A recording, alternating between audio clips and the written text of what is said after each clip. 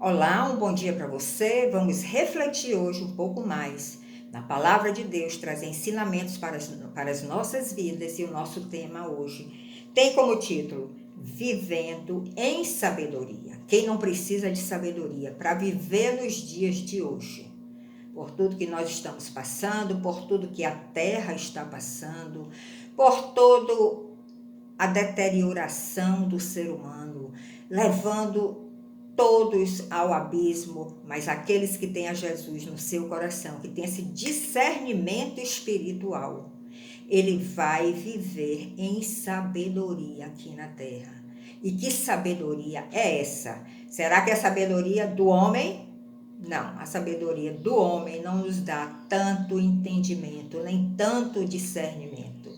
Mas a sabedoria divina nos conduz àquele lugar de paz, aquelas águas tranquilas, como nós lemos no Salmo 21. E essa sabedoria se chama Jesus Cristo. Jesus Cristo é a sabedoria personificada. Se nós quisermos dizer, a sabedoria é uma pessoa. Essa pessoa é Jesus Cristo. E a Bíblia, no livro de Provérbios, nos fala muito sobre sabedoria. Como nós podemos obter esta sabedoria? Então, eu aconselho a todos, principalmente aos jovens, mas a todos, que leiam a cada dia um capítulo do livro de Provérbios e vá aprendendo a ser sábio, seguindo as instruções que ali está. Então, nos tempos atuais, nós temos que desenvolver esse tipo de viver em sabedoria. Que, como eu já disse, não é a sabedoria humana, porque a sabedoria humana vem da filosofia, vem dos gregos, que amaram muito a filosofia, mas a sabedoria humana não nos leva à vida eterna. Somente a sabedoria divina, que vem através dos ensinamentos de Jesus que nós encontramos na sua palavra, é que nos leva a essa eternidade de Deus, a essa presença de Deus. Porque a Bíblia diz que depois dos 70 anos, tudo é cansaço e enfado. Eu já estou perto dos 70. Então, a cada dia eu procuro viver de uma forma mais sábia, conhecendo as Escrituras, lendo, estudando, meditando nas palavras de Jesus e aprendendo principalmente com a sua caminhada, que foi uma caminhada sábia. Jesus não passou por tempos gloriosos aqui na terra, tempos fáceis. Não, ele experimentou muitas dificuldades, muita oposição, muita agressão, mas ele sabia que tinha um plano do Pai sobre a sua vida. E que mesmo nessa caminhada difícil, nesse caminho adverso, ele devia prosseguir com a sabedoria do Pai, para poder depois ser ressuscitado pelo Pai e estar aonde ele está hoje, sentado à direita do Pai, no reino celestial. Neste reino, nós não vamos ter as adversidades que nós temos aqui na terra. E Jesus enxergou isso e procurou andar com sabedoria divina. Se você analisar a caminhada de Jesus, se você analisar as palavras que saíram da sua boca, diante daqueles que oprimiam a ele, que agrediam, você vai captar o que é viver em sabedoria para alcançar a eternidade de Deus. E sem dúvida nenhuma, o nosso Deus é um Deus sábio e é o mais sábio da face da terra.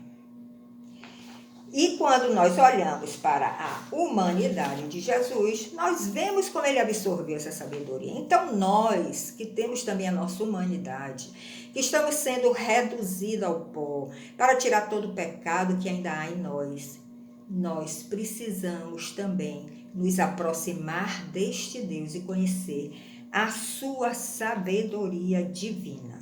Porque nós fomos feitos à imagem e semelhança de Deus. Lembra lá em Gênesis capítulo 1? Então, se nós fomos feitos à sua imagem de semelhança, mas nós perdemos essa imagem e semelhança por causa do pecado que entrou na terra, nós agora temos a oportunidade de resgatar esta imagem e essa semelhança de Deus. Mas de que forma nós vamos resgatar? Vivendo em sabedoria.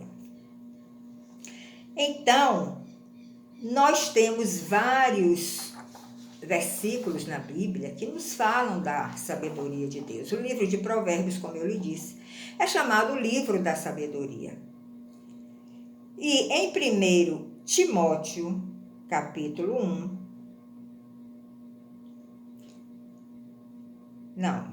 em Efésios, capítulo 5, do verso 15 ao 21, nós vemos a recomendação que foi deixada aqui.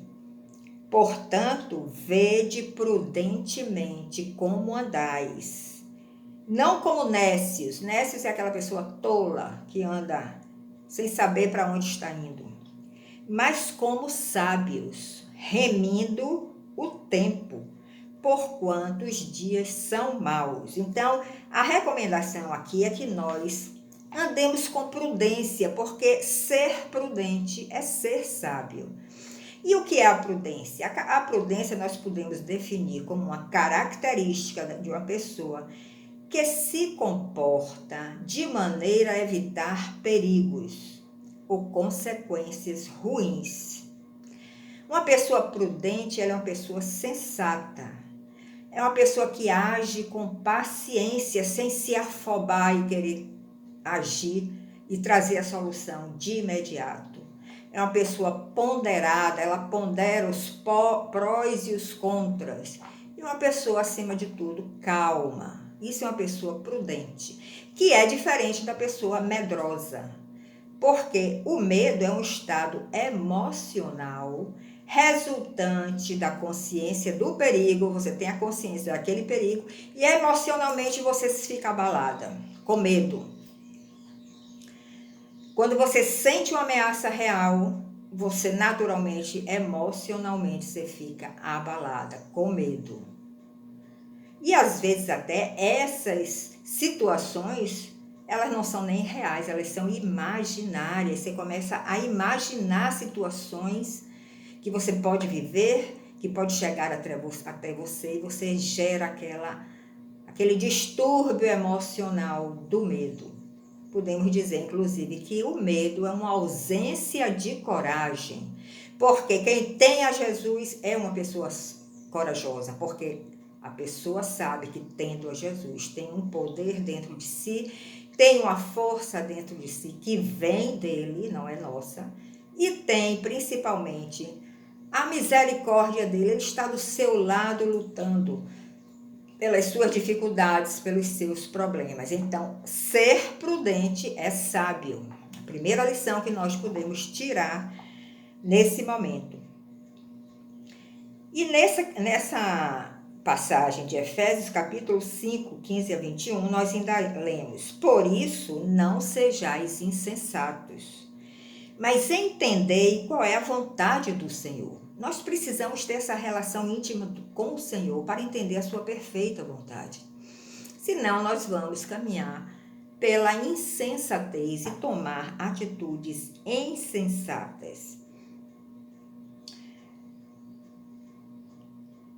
Então, nós podemos tirar desse pequeno trecho aí de Efésios, capítulo 5, que para um viver sábio, nós devemos andar prudentemente, não andar com medo, andar prudentemente, remir o tempo, o que é remir o tempo? É usar o tempo com sabedoria. O nosso tempo é muito valioso e o tempo passa muito rápido, então nós precisamos remir o tempo, ou seja, usar o tempo com sabedoria. Nós precisamos também, para viver em sabedoria, entender a vontade de Deus para a nossa vida, que foi o que Jesus fez. Ele entendeu perfeitamente a vontade de Deus para a sua vida. Então, ele seguiu na sua caminhada até o Calvário, passou por sofrimento, por uma morte que só os malfeitores daquela época passavam, e ele não era malfeitor, ele era o próprio Deus em carne, em forma humana. mas ele entendia perfeitamente a vontade de Deus para a sua vida. Então ele caminhou até o Calvário, até a cruz, fez a vontade do Pai. E o Pai, então, 3 dias depois, ressuscitou Jesus e tomou ele para si. E hoje ele está sentado à direita do Pai, nas regiões celestiais. Então, entender a vontade de Deus para a nossa vida é fundamental. Uma outra forma de um viver sábio é nos encher do Espírito Santo. Nós somos aqui dentro uma caixa que vai se encher ou de coisas boas ou de coisas ruins. Vai depender do caminho que nós seguirmos. Se nós seguirmos o caminho do ímpio, daquele que pratica impiedade, que pratica coisas que não agradam a Deus, nós vamos encher essa nossa caixa, esse nosso tabernáculo, essa nossa casa. Podemos dizer que somos uma casa onde Deus quer morar. Mas se nós estamos seguindo o caminho do ímpio, nós vamos nos encher de ódio, de rancor, de angústia, de vingança, de coisas que não agradam a Deus. Agora, se nós enchermos a nossa casa com o Espírito Santo, e a Bíblia diz, enchei-vos do Espírito Santo, nós vamos ter essa luz divina dentro de nós. Nós vamos ter a pessoa de Jesus dentro de nós, e aí nós vamos ter um viver sábio. Uma outra forma de mostrar que somos sábios é na nossa relação com o nosso irmão. E a Bíblia diz lá em Efésios 5, que nós lemos o trecho, fale entre os irmãos com salmos, hinos e cânticos espirituais. O que é que ele quer dizer com isso? Viva uma relação com o seu irmão, a nível de família, a nível de igreja, de uma forma correta, de uma forma mansa, de uma forma agradável, com salmos, hinos e cantos. Não quer dizer que você vai ficar cantando a vida o tempo todo quando você estiver com seu irmão, mas é a forma de você tratar ele, é a forma de você receber ele, é a forma de você procurar ajudar ele nas suas dificuldades. Isso é uma forma sábia de viver, porque quando nós ajudamos o outro, esquecemos de nós, o Senhor vem e cuida de nós, cuida das nossas angústias, cuida dos nossos problemas, das nossas preocupações. Uma outra forma de viver em sabedoria é sempre dar graças por tudo. Vamos agradecer por tudo, mesmo que não tenhamos entendimento, porque estamos agradecendo por uma situação difícil, porque é isso que a Bíblia manda. E como Deus é sábio, ele sabe por que diz isso. Tem um resultado positivo para nós quando nós damos graças por tudo, em circunstâncias boas, em circunstâncias ruins. Nós devemos sempre dar graças por tudo, porque esta é a vontade de Deus, diz o Senhor na Bíblia. Todas as circunstâncias difíceis que nós passamos, e com certeza você tem essa experiência, como eu tenho também. Depois que o tempo passa, que as coisas vão maturando na nossa mente, nós vemos o propósito de Deus, porque nós passamos por aquela dificuldade e qual foi o proveito, a lição positiva que nós tiramos para a nossa vida. E isso nos dá um crescimento maior como pessoa, nos dá um crescimento maior como cristão, como filho de Deus. Então, vamos sempre dar graças por tudo, porque a gratidão comove o coração de Deus. E ele se derrama e derrama bênçãos sobre a nossa vida, porque ele tem um coração misericordioso e compassivo. E uma outra recomendação para nós vivermos em sabedoria é sempre estarmos nos sujeitando uns aos outros no temor de Deus. O que é que isso significa? Deus está levantando seu povo aqui na terra, né? Está redimindo ele, está tirando o pecado dele para que ele tenha a luz de Cristo. E a cada um ele dá um dom, a cada um ele dá um ministério. E quando nós percebemos que aquela outra pessoa tem um ministério de Deus, e que é o próprio Deus que está falando através daquela pessoa, nós devemos nos submeter uns aos outros no temor de Deus. Devemos nos submeter uns aos outros em Cristo Jesus, porque é o Cristo que está dentro daquela pessoa, lhe dando um conselho, é o Cristo que está dentro daquela pessoa, tirando você do mau caminho, colocando no bom caminho. É o Cristo que está dentro daquela pessoa, que está te iluminando para você enxergar aonde você precisa mudar, para que você também receba um ministério em Cristo Jesus, para que você também receba um dom e possa ajudar a outros em situações parecidas com a que você está passando. Então, nós podemos encarar essas recomendações, esses passos que eu citei aqui, como recomendações, como preceitos, como regras, como mandamentos. Mas normalmente a nossa natureza ela tem uma aversão a aceitar regras, aceitar mandamentos, aceitar recomendações de outro. Mas nós devemos entender que Deus ele não é um ditador. Ele não quer impor a sua vontade. Ele deu o livre-arbítrio ao homem. Ele deu o livre-arbítrio a Adão e Eva quando estavam no jardim do Éden. Ele deixou Adão e Eva decidirem. Eles erraram, eles pecaram e eles sofreram as consequências. Então Deus não é ditador. Ele não vai ditar nada para a sua vida. Ele vai recomendar. E você precisa ter olhos para enxergar que aquela recomendação vai te levar a uma consequência positiva. Então, Deus não é um ditador, mas o desejo dele é que alcancemos essa sabedoria divina, que é diferente da sabedoria humana. Uma das diferenças que nós podemos ver entre a sabedoria divina e humana é que a sabedoria humana nunca vai dizer que você se glorie nos momentos difíceis. Isso não vem do homem. Mas quando Deus diz que devemos dar graças por tudo, nos gloriar em todas as circunstâncias, isso é sabedoria divina. E se você seguir essa sabedoria divina, você vai receber a graça, a misericórdia e as consequências maravilhosas da sua caminhada, independente pelo caminho que você andou.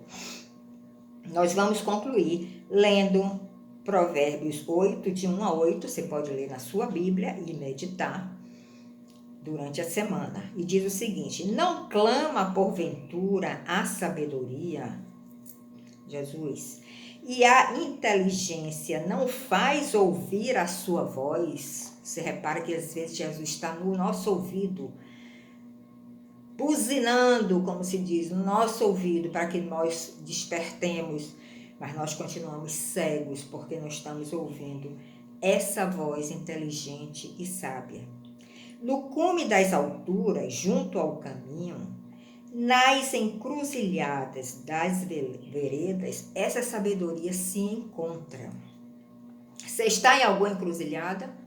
Busque a sabedoria. Ela vai aí nessa encruzilhada tirar você desta situação. A sabedoria também está do lado das portas da cidade. Ela está também à entrada da cidade. E a entrada das portas, ela está gritando. Isso é Jesus falando ao nosso coração. Ele às vezes grita para que nós possamos entender e ouvir a sua sabedoria divina, o seu conselho, a sua recomendação. Mas nós estamos tão cegos pelo pecado que nós temos dificuldade em enxergar essa sabedoria. Mas olha o que essa sabedoria clama e grita. A vós, ó homens, eu clamo. E a minha voz se dirige aos filhos dos homens.